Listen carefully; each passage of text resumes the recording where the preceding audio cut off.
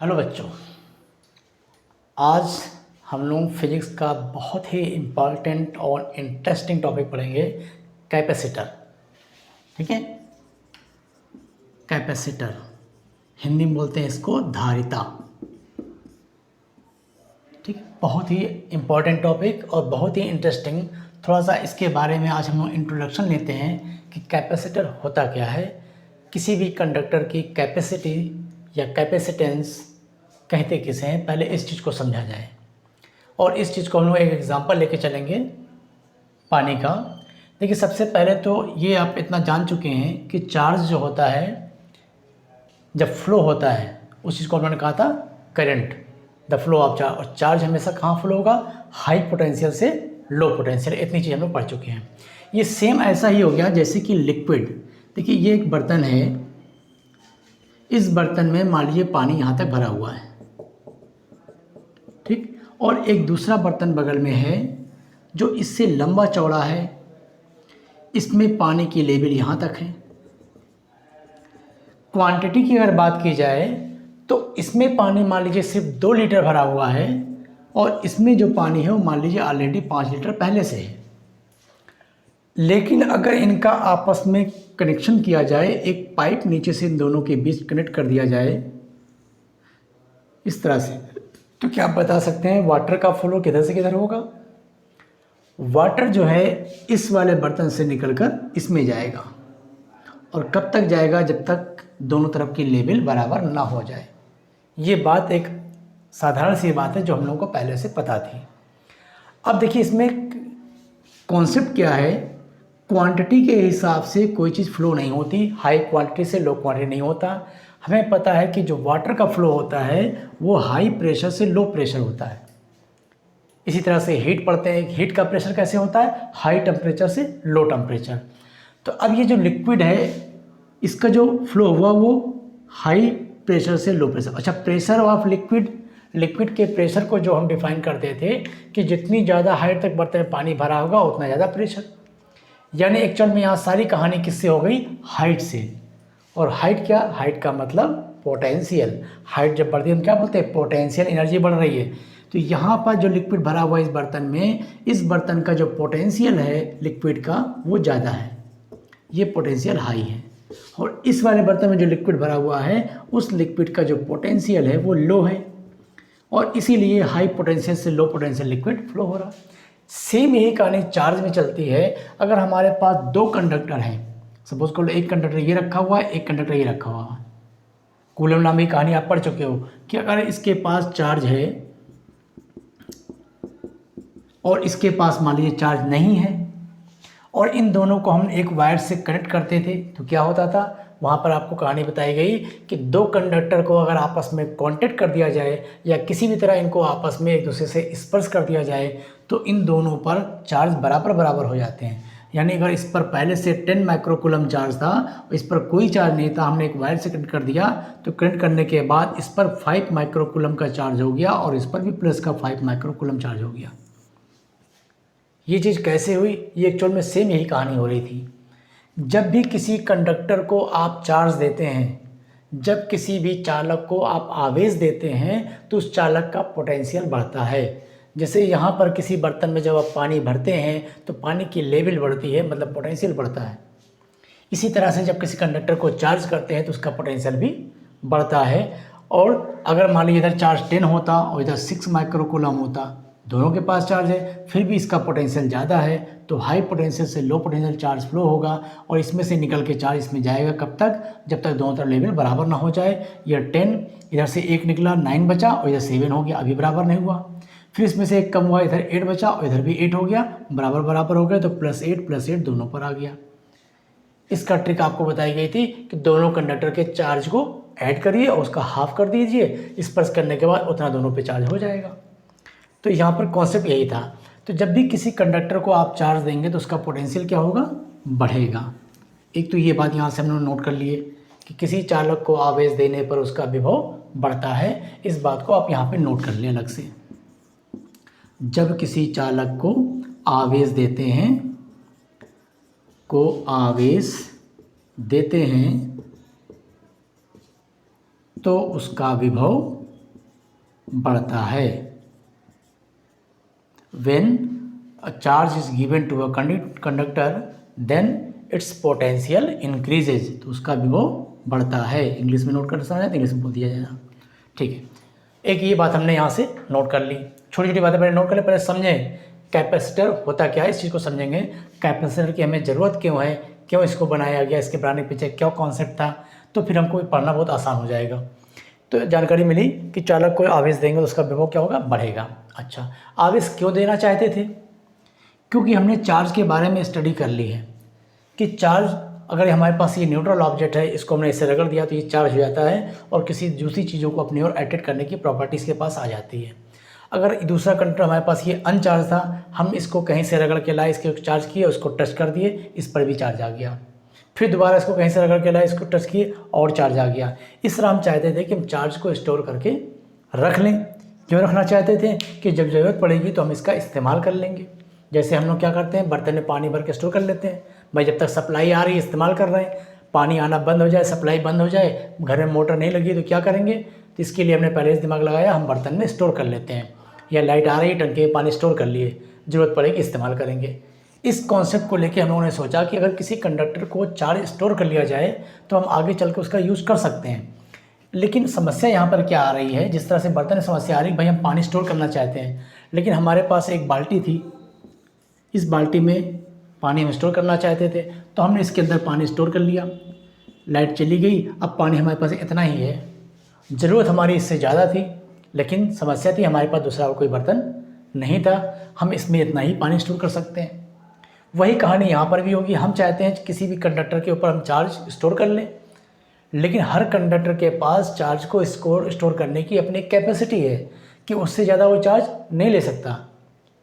जिस तरह से बर्तन की अपनी कैपेसिटी है, भाई इसमें 10 लीटर ही पानी आएगा, आप इसे पानी भरते जाइए, पानी की लेवल बढ़ती जा रही, पोटेंशियल बढ़ता रहा, बढ़ते बढ़ते बढ़ते जब यहाँ पर पहुँचा, अब इसके बाद पोटेंशियल इसका बिल्कुल हाईएस्ट पॉइंट पर पहुँच गया, अपने पीक पॉइंट पर पहुँच गया, या कहते हैं अपनी लिमिट पर पहुँच गया। अब अगर आप ज़बरदस्ती इसके अंदर वाटर डालते हो, पानी डालते हो तो क्या होता है, ये सारा पानी बाहर लीक आउट हो जाता है, क्योंकि इससे ज़्यादा स्टोर कर नहीं सकता, इसकी अपनी एक कैपेसिटी है। वही कहानी यहाँ पर कंडक्टर पर होती है कि मान लीजिए हमारे पास ये एक कंडक्टर है, स्फेरिकल शेप में हमने लिया, गोलीय चालक है जिसकी रेडियस है r। आपने पढ़ा है कि जब किसी गोलीय चालक को आवेश देंगे, मान लीजिए कि आवेश दिया गया, तो वो आवेश इसके आउटर सरफेस पर क्या होगा, यूनिफॉर्मली डिस्ट्रीब्यूट हो जाएगा, एक समान रूप से वितरित हो जाएगा, फैल जाएगा।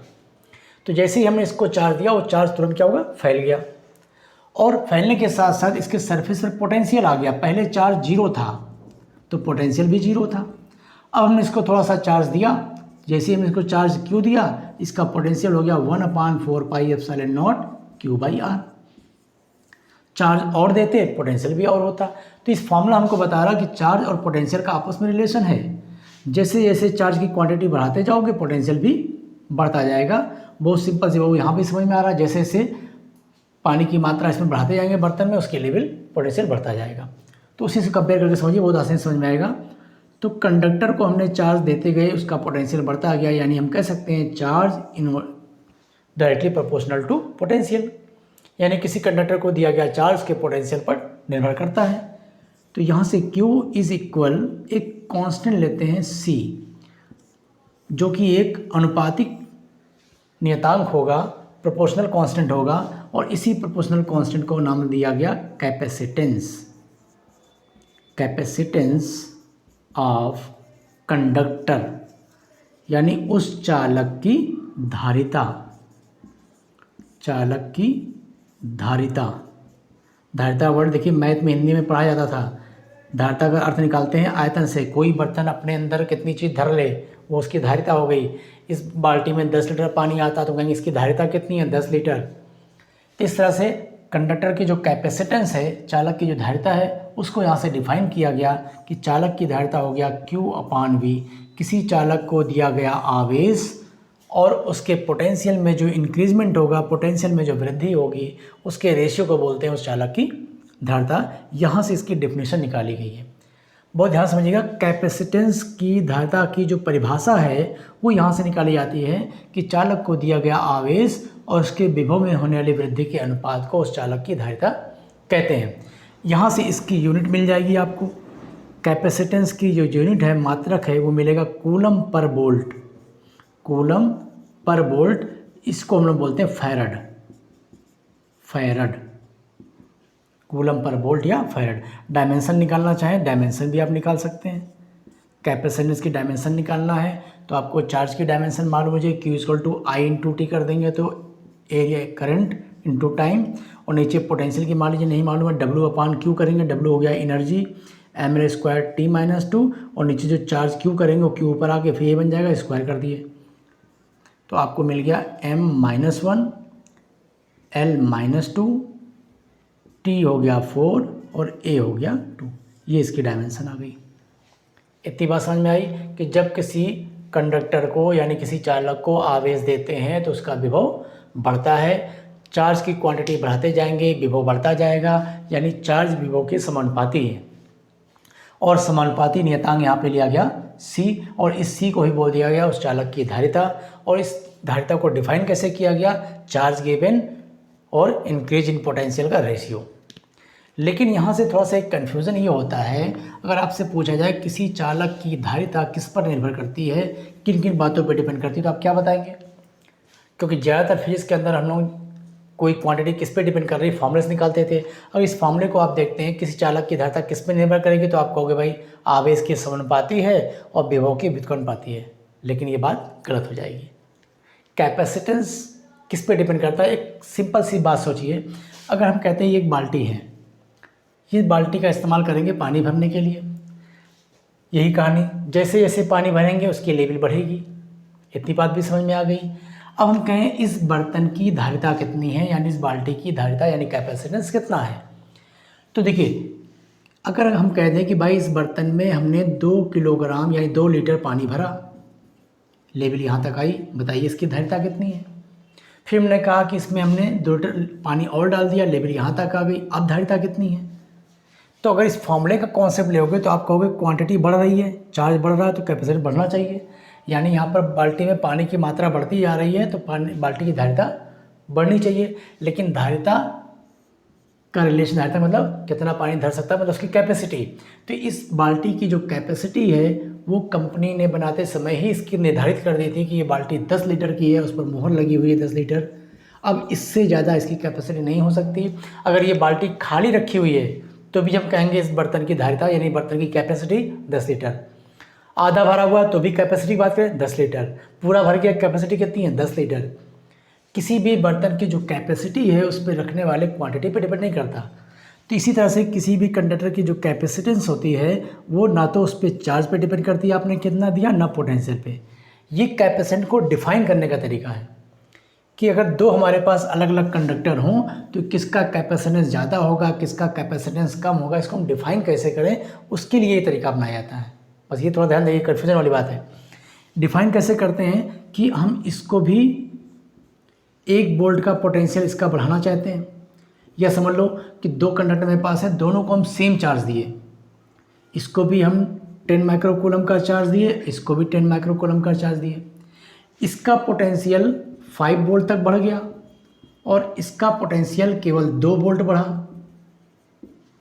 तो किसकी कैपेसिटी ज़्यादा हुई? नहीं समझ में आता। चलिए उससे देखते हैं, बर्तन से देखते हैं। हमारे पास 2 अलग अलग बर्तन हैं, ठीक, दोनों में सेम क्वांटिटी का लिक्विड हमने डाला। इसमें भी हमने 5 लीटर पानी भरा, क्वांटिटी सेम 5 लीटर। इसमें भी हमने 5 लीटर का पानी भरा। दोनों बर्तन में 5-5 लीटर हमने पानी भरा, यानी क्वांटिटी सेम दे दिए दोनों को। इसका पोटेंशियल कितना बढ़ा और इसका पोटेंशियल कितना बढ़ा? देखिए इसका पोटेंशियल ज़्यादा बढ़ा, इसका पोटेंशियल कम। जैसे यहाँ पे इसका पोटेंशियल कम था, इसका ज़्यादा था, इसका कम था। तो अब आप बताइए, आपको चॉइस करना हो कि इन दोनों बर्तन में से कौन सा बर्तन लें जिसकी कैपेसिटी ज़्यादा हो, तो आप कौन सा चॉइस करोगे? ये वाला। इसमें केवल 5 लीटर पानी हमने डाला, हमने देखा आधे से ज़्यादा भर गया, और इसमें 5 लीटर पानी डाल रहे हैं, अभी सिर्फ इतना भरा हुआ, यानी इसमें ज़्यादा क्वांटिटी आ सकती है, यानी इसकी कैपेसिटी ज़्यादा है। तो कैपेसिटी को डिफाइन करने का तरीका था कि यूनिट वोल्टेज में चेंजिंग करने के लिए कितना चार्ज दे सकते हैं, या सेम चार्ज देने पर किसका पोटेंशियल कम बढ़ रहा है, उसकी कैपेसिटी ज़्यादा होगी। इस चीज़ को डिफाइन करने के लिए इसका इस्तेमाल किया गया है कि capacitance charge given to increase in potential के रेशियो से निकाला जाता है। लेकिन ये कहें कि कैपेसिटेंस चार्ज पर डिपेंड करता है या पोटेंशियल पर डिपेंड, तो ये गलत हो जाएगा। किसी भी कंडक्टर की कैपेसिटेंस, किसी चालक की धारिता उसके सिर्फ आकार पर और उसके रूप पर निर्भर करती है, यानी शेप और साइज पर डिपेंड करती है, और इसके चार्ज या पोटेंशियल पर डिपेंड नहीं करती। एक ये बात हम नोट कर लेंगे कि चालक की जो धारिता होती है, चालक की धारिता Q या V पर निर्भर नहीं करती, डिपेंड नहीं करती, यानी capacitance of conductor does not depends on charge given and increase in potential, but it depends only its shape and size. ठीक है, यह केवल चालक के आकार और आकृति पर निर्भर करती है।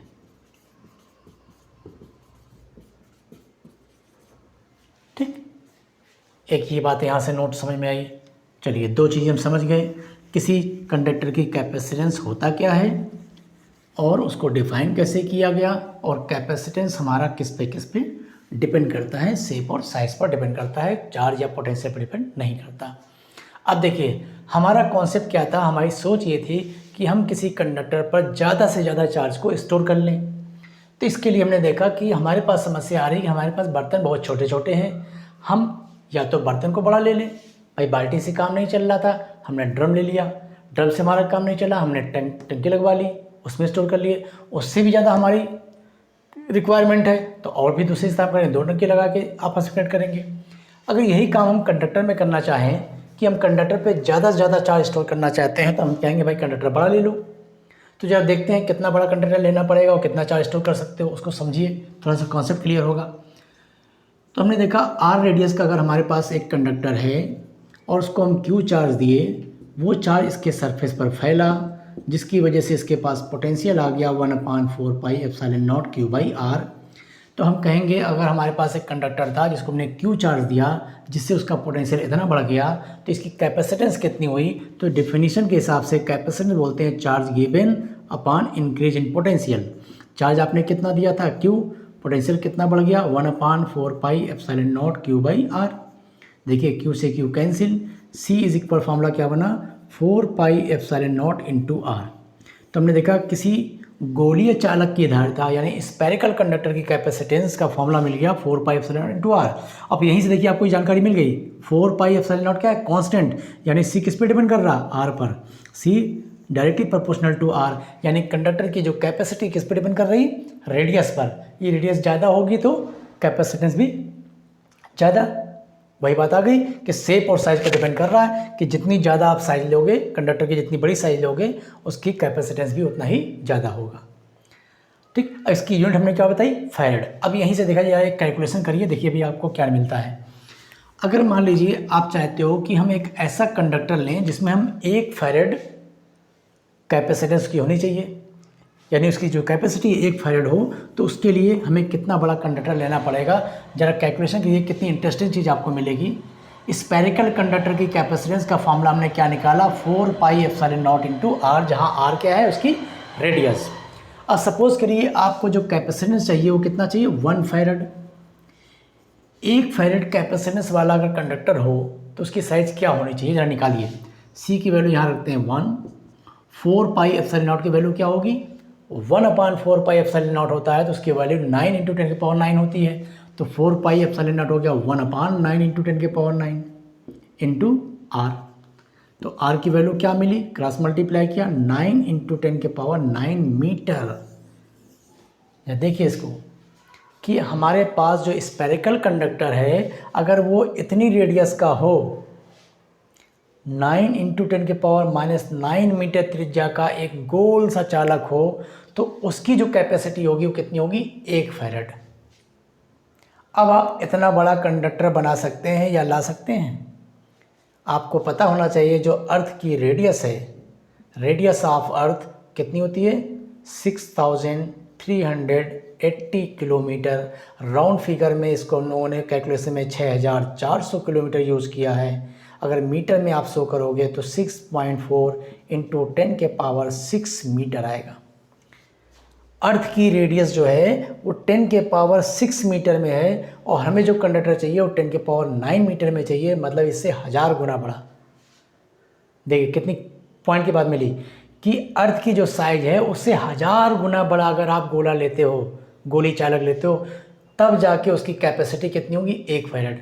तो हमारा सारा सोचना सब बेकार हो गया। हमने सोचा था हम किसी कंडक्टर पे चार्ज को स्टोर कर लेंगे, ज़रूरत पड़ने पे उसका इस्तेमाल करेंगे।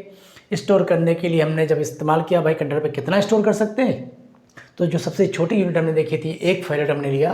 तो 1 फैरेड की कैपेसिटी वाला अगर कंडक्टर बनाना चाहते हैं तो उसकी साइज़ कितनी आ रही, अर्थ की रेडियस से 1000 गुना। ठीक, तो इसका मतलब जो 1 फैरेड कैपेसिटेंस की आप बात कर रहे हो, एक्चुअल में 1 फैरेड कैपेसिटेंस बहुत ज़्यादा है। इसीलिए कैपेसिटेंस की जो यूनिट है वो फैरेड बहुत कम प्रैक्टिकली यूज़ होती है। आपने न्यूमेरिकल किया होगा तो फैरेड के बजाय माइक्रो फैरेड, पिको फैरेड ये सब यूज़ होते हैं।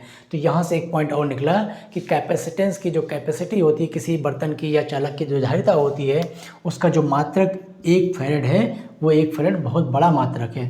तो इस चीज़ को हम नोट करेंगे, 1 farad is very large. 1 farad is very large capacitance, है ना। जो धारिता होती है वो 1 फैरेड बहुत बड़ी यूनिट है। 1 farad is very large unit, इसलिए हम इसकी छोटी यूनिट इस्तेमाल करेंगे। तो practically we use microfarad. Microfarad symbol लेते हैं म्यू एफ, या picofarad. Picofarad symbol क्या लेते हैं, पी एफ। माइक्रो मतलब 10 के पावर -6 एंड पिको मतलब 10 के पावर -12। ठीक है, तो ये दो चीज़ें हम लोगों ने समझी इसमें। तो देखिए क्या हुआ कि अगर हमको 1 फैरेड का कैपेसिटर बनाना है, एक कंडक्टर बनाना है जिसकी कैपेसिटी 1 फैरेड हो, तो एक समस्या क्या आई कि उसकी साइज़ अर्थ की साइज़ का 1000 गुना बड़ा है, जो पॉसिबल नहीं है। अच्छा, अर्थ के साइज़ का ही अगर बनाया जाए या अर्थ को ही हम मान लें कि हमारा जो अर्थ है अगर उसको एक कंडक्टर मान लें, अगर अर्थ की रेडियस कितनी 6400 किलोमीटर, अगर मान लो अर्थ को इस रेडियस का एक कंडक्टर माना जाए तो इसकी कैपेसिटेंस कितनी होगी उसको अगर निकालते हैं, फॉर्मूला फिर वही इस्तेमाल होगा 4πε0 इंटू आर। तो अर्थ के हिसाब से कैपेसिटेंस हुआ 4πε0 की वैल्यू 1/9 इंटू 10 के पावर 9। अर्थ की रेडियस हो गई 6.4 इंटू 10 के पावर 6 मीटर। इससे इसको कैंसिल किया, 3 पावर बचा, सॉल्व कर लेंगे तो ये आ जाएगा 711 इंटू 10 के पावर -6 फैरेड, जिसको हम कहेंगे 711 माइक्रो फैरेड। अर्थ की जो कैपेसिटी है, अगर अर्थ को ही पूरा कंडक्टर माना जाए तो उसकी कैपेसिटी आती है 711 माइक्रो फैरेड। ये थ्योरेटिकली है, लेकिन प्रैक्टिकली हम लोग क्या करते हैं, practically the capacitance of earth is assumed infinity. ठीक है, प्रैक्टिकली अर्थ की धारिता जो होती है वो अनंत ली जाती है। हमने फार्मूले से प्रूफ किया तो 711 आती है, लेकिन प्रैक्टिकली व्यवहार में हम इसकी धारिता को अनंत लेते हैं। क्यों लेते हैं, क्योंकि आपको मालूम है पोटेंशियल ऑफ अर्थ का विभव कितना होता है। पोटेंशियल चैप्टर में पढ़ाया गया था, अर्थ के विभव को शून्य माना जाता है। अर्थ का पोटेंशियल 0, यानी अर्थ हमारा जो है एक ओशियन ऑफ इलेक्ट्रॉन्स है, यानी चार्ज का एक पूरा सागर जैसा है। उसमें कुछ चार्ज और डाल दें या कुछ चार्ज उसमें से निकाल लें तो उसके पोटेंशियल पे कोई इफेक्ट नहीं पड़ता। हम कहते हैं उसका पोटेंशियल पे चेंजिंग कितनी आएगी, 0। अगर पोटेंशियल में चेंजिंग 0 है तो कैपेसिटेंस का फॉर्मूला होता है charge given upon potential increase. तो जब पोटेंशियल की वैल्यू 0 हुई तो चार्ज कैपेसिटी हो गया इनफाइनाइट। तो अर्थ की जो कैपेसिटेंस है थ्योरेटिकली होती है 711 माइक्रोफैरेड, लेकिन प्रैक्टिकली कितनी होती है, अनंत। रीज़न क्या है, पोटेंशियल 0। ये बातें भी हम नोट कर लिए। अच्छा, यहाँ तक तो पूरी कहानी समझ में आ गई और ये भी समझ में आ गया कि किसी भी कंडक्टर का कैपेसिटेंस होता क्या है और कैपेसिटेंस किस पे डिपेंड करता है। तो हम कहेंगे कैपेसिटेंस उसके शेप और साइज़ पर डिपेंड करता है, ना कि चार्ज गिवन और पोटेंशियल पर। क्योंकि जो भी कंडक्टर बनेगा, जो भी बर्तन बनेगा, उसकी क्वांटिटी, उसकी जो कैपेसिटी है पहले से फिक्स होती है। उसमें हम क्वांटिटी चेंज करें उससे कोई फ़र्क नहीं पड़ता। ये बात जान गए। अब एक चीज़ और हम समझ लें कि बर्तन में तो भाई हमको समझ में आ रहा था कि इसमें हम पानी डालते गए, इसकी लेवल बढ़ती गई, बढ़ते बढ़ते पोटेंशियल इसका फुल हो गया। उसके बाद हम इसको अगर पानी देना भी चाहें, कितना भी पानी डालते रहिए, पोटेंशियल अब नहीं बढ़ेगा, क्योंकि वो सारा का सारा पानी क्या होगा, बाहर गिर जाएगा। अब ये चीज़ कंडक्टर में हम कैसे समझें कि जब किसी कंडक्टर को हम चार्ज कर रहे हैं, हमने इसको थोड़ा सा चार्ज दिया, वो चार्ज के सरफेस पर फैल गया यहाँ तक, और इसके पास कुछ पोटेंशियल आ गया। ये बात समझ गए, क्यू चार्ज हमने इसको दिया, इसके सरफेस पे पोटेंशियल आ गया 1/4 pi epsilon naught Q by R, R इसकी रेडियस। ठीक, इतना समझ गए। अब आर रेडियस तो फिक्स है, साइज फिक्स है, चार्ज इस पर थोड़ा सा और बढ़ाए पोटेंशियल बढ़ेगा, और चार्ज बढ़ाए और पोटेंशियल बढ़ेगा, लेकिन एक लिमिट के बाद इसका पोटेंशियल फुल हो जाएगा, उसके बाद पोटेंशियल नहीं बढ़ेगा। ये चीज़ इसमें तो दिख रही थी हमको, घर में प्रैक्टिकल करके देख सकते हैं, पानी डालते गए पोटेंशियल बढ़ता गया, बढ़ते बढ़ते फुल हो गया। अब पोटेंशियल नहीं बढ़ेगा, यानी अब ये पानी अपने अंदर नहीं रखेगा, सारा पानी बाहर आ रहा। इसमें क्या है, जब आप चार्ज देते जा रहे हो, इसका पोटेंशियल बढ़ता रहा, एक लिमिट के बाद चार्ज लेना बंद कर देगा, यानी चार्ज देने पर भी इसका पोटेंशियल नहीं बढ़ रहा है। ये बात समझ में नहीं आती, तो इसको समझने की कोशिश करते हैं कैसे होता है। देखिए एक्चुअल में क्या है कि जब किसी कंडक्टर को आप चार्ज देंगे तो सारा चार्ज इसके आउटर सरफेस पर फैल गया, और कैसा फैलता है, यूनिफॉर्मली।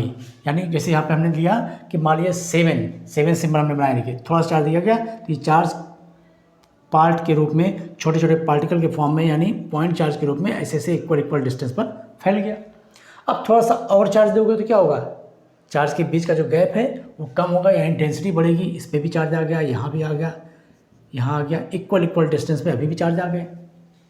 और चार्ज बढ़ाओ, बीच की जगह और भरेगी, तो हो क्या रहा है, चार्ज की डेंसिटी बढ़ती जा रही है। और ये चीज़ भी हम लोग पहले ही पढ़ चुके हैं कि किसी भी सरफेस की सरफेस चार्ज डेंसिटी होता है चार्ज गिवन अपॉन एरिया। अब एरिया तो फिक्स है, चार्ज बढ़ाते जा रहे हो तो डेंसिटी बढ़ती जा रही है।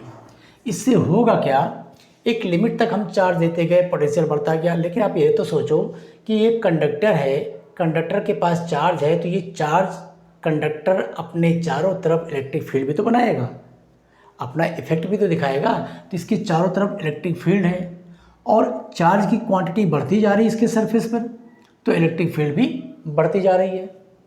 और वो इलेक्ट्रिक फील्ड करेगी क्या, इस कंडक्टर के चारों तरफ एयर के मॉलिक्यूल्स हैं, वायु है, और वायु के जो गैसों के पार्टिकल्स हैं, जो गैसों के कण हैं, मॉलिक्यूल्स हैं, वो सारे मॉलिक्यूल्स क्या होते हैं, नॉर्मल कंडीशन में न्यूट्रल हैं, प्लस माइनस इसमें दोनों हैं इक्वल वैल्यू में। तो ये सब एयर के मॉलिक्यूल्स हैं, मान लीजिए इसके चारों तरफ सब में प्लस माइनस सब में है। होता क्या है कि जैसे जैसे आप इस पर चार्ज दिए थे, इसके पास इलेक्ट्रिक फील्ड आई थी, वो इलेक्ट्रिक फील्ड इसके अंदर के पॉजिटिव चार्ज को रिपेल कर रही थी और नेगेटिव की ओर खींचने की कोशिश कर रही थी। लेकिन ये मॉलिक्यूल आपस में बहुत प्लस माइनस आपस में बिल्कुल जकड़े हुए हैं, इनके फोर्स लगाने से ना तो प्लस खसक रहा था और ना माइनस अट्रैक्ट हो रहा था।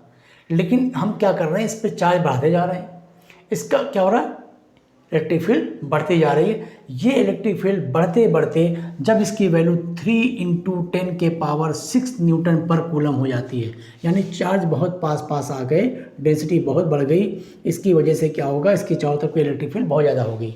जब इलेक्ट्रिक फील्ड इस लेवल को क्रॉस करती है तो एयर के जो मॉलिक्यूल्स हैं वो आयनाइज्ड हो जाते हैं, यानी वायु का आयनीकरण हो जाता है, और इसके जो मॉलिक्यूल आयन में टूट जाते हैं। और जब आयन में ये प्लस माइनस अलग अलग टूट जाते हैं तो इसमें जो माइनस थे उनको ये अपनी तरफ अट्रैक्ट कर लेता है और प्लस को रिपेल करता है। ये कहानी हो रही है। और क्यों हो रही है वो भी चीज़ हमें समझ में आ रही है कि जब पहले पाइप मान लीजिए यहाँ पर एक चार्ज यहाँ था, एक चार्ज यहाँ था, ये दोनों पॉजिटिव चार्ज मिलके इसके अंदर के नेगेटिव को खींच रहे थे, लेकिन ये इसको जाने नहीं दे रहा था, बिल्कुल जकड़ा हुआ है। जब डेंसिटी बढ़ी तो इतनी ही दूर के अंदर, यहाँ से लेकर यहाँ तक की बात करें तो इतनी दूर में अब 4 चार्ज हो गए। अब ये 4 मिलकर इसको खींच रहे हैं, और हमने चार्ज दिया, डेंसिटी और बढ़ी, इतनी ही दूर में 6 चार्ज हो गए, अब ये 6 मिलकर खींच रहे हैं। तो जैसे जैसे डेंसिटी बढ़ती है, एक लिमिट ऐसी आएगी कि यहाँ पर इतनी ज़्यादा डेंसिटी हो जाएगी कि ये सब मिलकर इसके अंदर के नेगेटिव को खींच लेंगे अपनी तरफ। और जब नेगेटिव को खींच लेंगे तो क्या होगा, मान लीजिए कंडीशन कब होती है, जब इसके ऊपर चार्ज 20, मान लो एग्जांपल ले रहे हैं कि मान लो जब चार्ज की वैल्यू बढ़ते बढ़ते 20 हो गई और पोटेंशियल बढ़ते बढ़ते मेरा 50 वोल्ट हुआ, तो उस केस तक तो ये ठीक चला। जैसे ही चार्ज 20 से बढ़ा के मैंने 21 किया, 20 से बढ़ के जैसे ही 21 हुआ तो पोटेंशियल बढ़ना चाहिए था, लेकिन जैसे ही 21 हमने चार्ज किया तो ये केस आ गया, यानी इलेक्ट्रिक फील्ड इतनी ज़्यादा हो गई। अब इलेक्ट्रिक फील्ड इतनी ज़्यादा हुई तो एयर के मॉलिक्यूल आयनाइज्ड हो गए, और आयनाइज्ड होने से इसके अंदर के एक नेगेटिव को इसने खींच लिया। तो आपने 20 को बढ़ा के 21 प्लस किया था, लेकिन जैसे आपने 21 किया इसमें से एक नेगेटिव को इसने खींच लिया, यानी -1।